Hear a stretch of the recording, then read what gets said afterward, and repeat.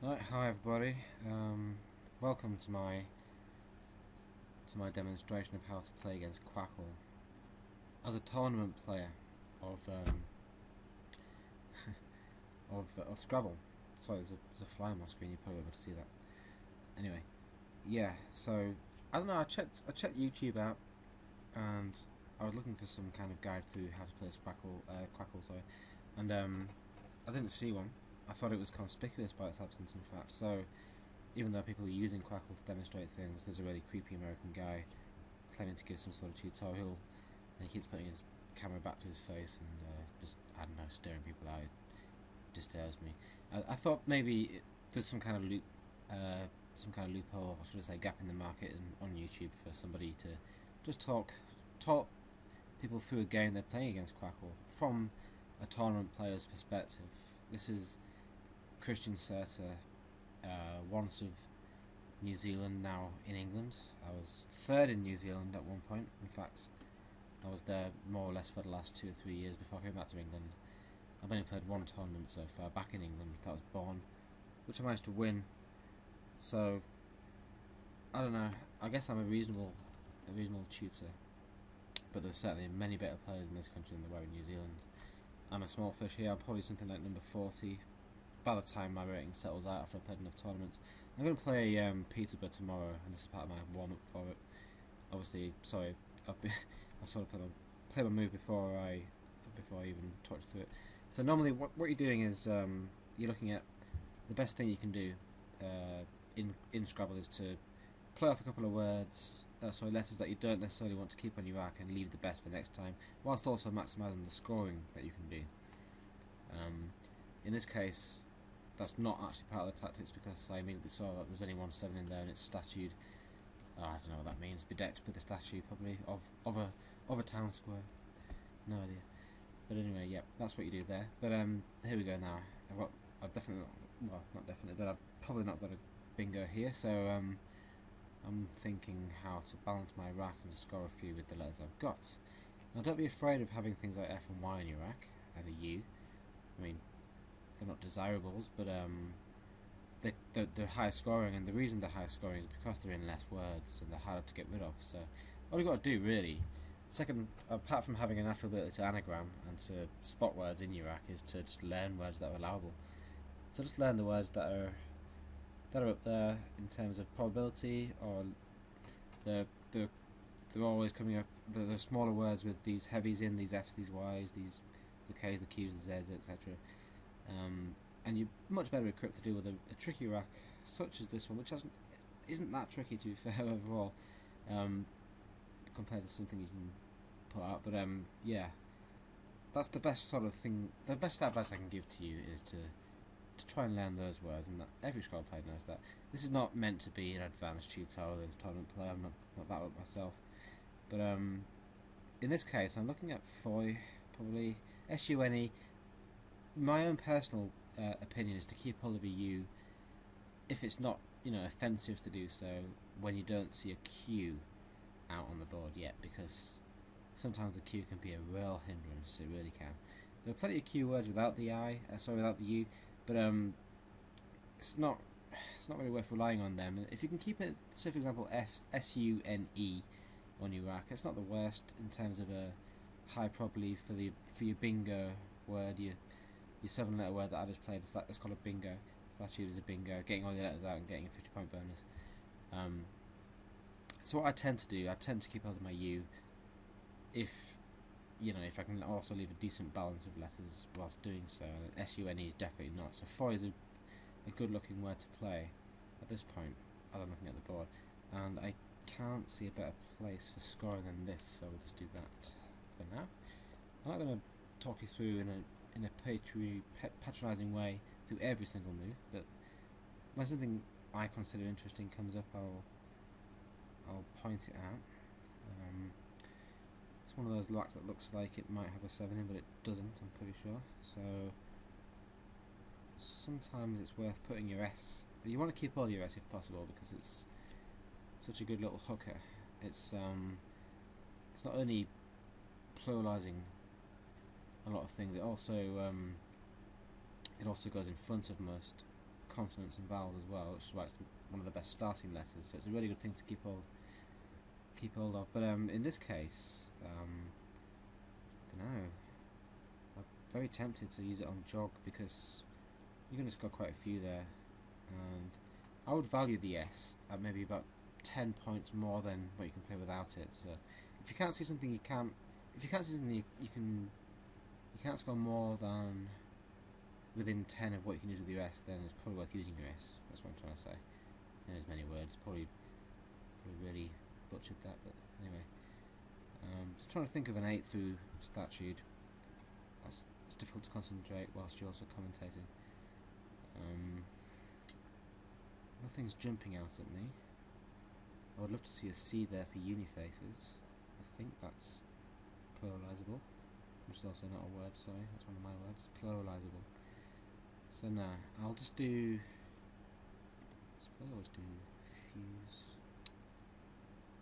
Again, looking, if I'm going to use my S, I need to leave a good leave as well, at least. You can't use your S and then leave yourself crap, that's a real waste. Something tells me I'm missing an 8 through something, but anyway, we'll do this. Right, so that's not, it's a bit vowel heavy, so you're looking at getting rid of as many vowels as possible here. I don't know, doing okay at this point, 30 ahead, after equal plays, so just trying to hold Quackle off at arm's length, basically. Yeah, now then, I almost thought I had ideation stroke tenio stroke iodinate there, but I need to swap one of the A's for an I. There are quite a lot. One of the word groups, if you're into word learning, I would recommend is learning the 8ths with 5 vowels in. Very helpful for situations like this, although not necessarily in this situation. So the best lead I can think of or look at from this rack, given that there are 6 A's and 6 I's, is dine. So can I get rid of A, O, which is a bit of a tall order. You need an N, I think that's the only one you need for Anoa. There could be something else. So no. In which case you're just looking to try and score a fair amount. Sometimes leaving 3, like a INE, IDE, ANE, AD is fine. Just trying to think what I can do. Sorry, this could be a while. I'd at least try to leave 3 vowels and 2 consonants if I really can't think of anything. But you should be able to score something here. There's a couple of action tracks here. I don't really call them action tracks, I just made that up. But yeah. I've actually got Anoa on my rack as well. No, it wouldn't work. No, there's no app. Someone make an app for Anoa. Oh, I can play Anoa there. That's not actually. That's quite good because that's not many. That's quite a lot of points considering what shitty little letters you've got. So I'll do that. Of course, it was opening things up, but you don't care at that point because you're desperate with your own letters. I've just immediately seen, which I think it must be the only 8 there, so I'll just do that.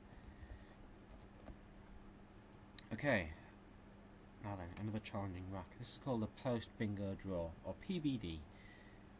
You can't control what letters you have on your rack after you've bingoed out, i.e. get rid of all your letters. You can't control it. And most of the time, you'll get something like this. It's not the easiest thing to deal with, this particular PBD. EINE is a better leave, in my opinion, than EINO. I have the option of playing woo or woe for a decent leave for the next move. I can't see anything that immediately hits me as something like giving INE. I mean, wowie would be INE leave if there was a W that wasn't trapped like that one. You can't just hope for a floater though, you have to be able to play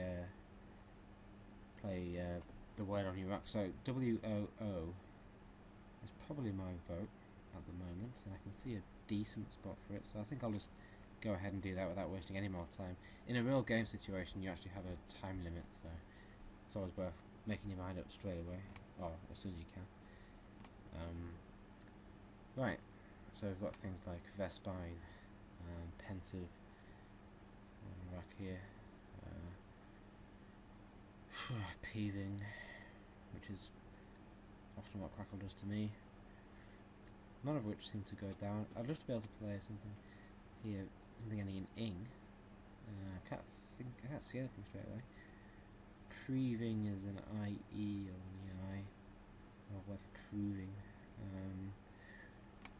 Gosh, I should be able to see something actually. Under my time pressure and commentary pressure, I'm possibly making a fool of myself here. I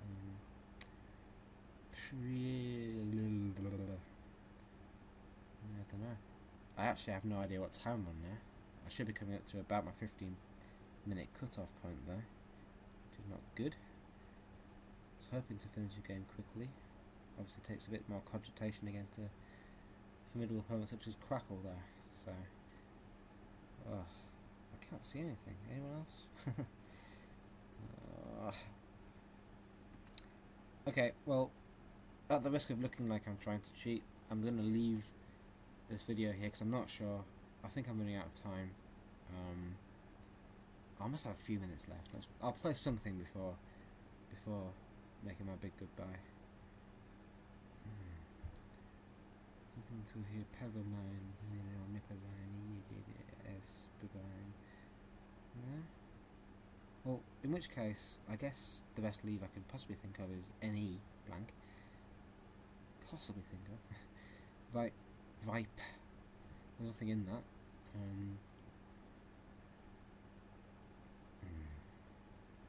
Yeah, really at this point you just really want to get your bingo out because there's not a great deal you can do otherwise. I guess you can play a little throwaway one, almost guaranteeing yourself a bingo for next time, but there's never a guarantee in Scrabble.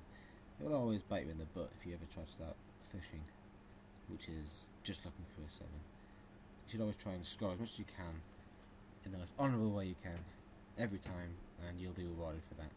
In my opinion, in my experience, that's my philosophy on the game anyway. I really can't see anything right now, so I'm going to have to call this in soon.